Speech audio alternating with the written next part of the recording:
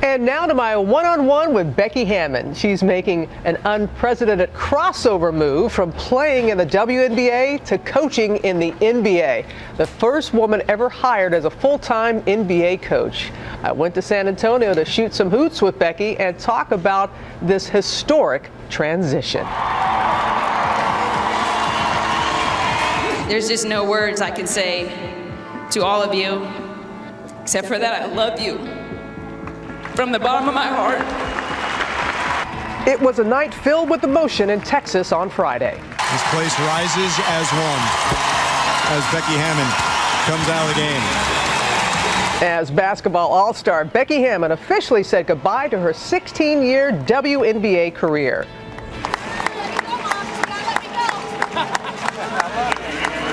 And thanked her San Antonio Stars teammates and fans for their unwavering support. You guys make it fun every day to come to work.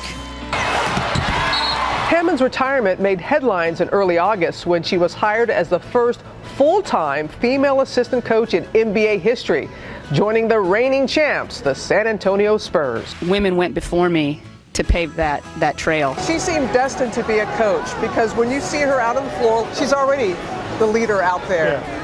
She's prepared for this long before there was ever a WNBA to even aspire to. I caught up with Becky to shoot some hoops and chat about her new coaching role, an opportunity that came directly from the Spurs head coach himself, Greg Popovich. You get this phone call from Coach Pop, and I'm sitting there like, seriously? Seriously? You have said that the players, Tony Parker, all of them, they know when somebody knows basketball. Your IQ has been brought up a great deal.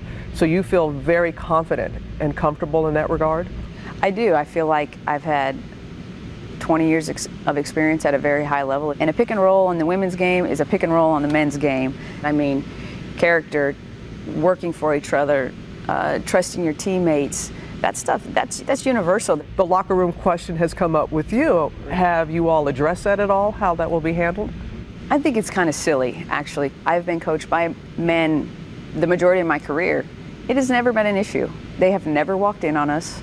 So I think it's a non-issue. I really was touched how emotional you became last night when talking about your folks and how you were very fortunate to be in such a supportive household. Mm-hmm. You got to pick up the phone and say, hey, Dad, I'm coaching in the NBA. Yeah. What was that like? It was a neat phone call when I got to call them and tell them the opportunity that was sitting in front of me. You saw me walk. She wants to get that. Becky now hopes her story inspires others to dream big. There are going to be so many people, Becky, that you're going to give them hope. Do you think you're sending that kind of message? It's not that I set out to say I'm going to be the first assistant coach in the NBA. That really, it was never my intent. It just kind of happened very naturally. And if I can inspire hope in a young person, if I can inspire someone to dream a little bit bigger than what they thought they could ever be, I know that was the case for me. So I'm just so thankful. Quite a weekend in San Antonio. Even though Becky had her retirement ceremony after Friday's game, she's not done yet. They won. So they are on to the WNBA playoffs, and they begin their series against the Minnesota Lynx on Thursday, 9 p.m. Eastern, and you can see it on ESPN2.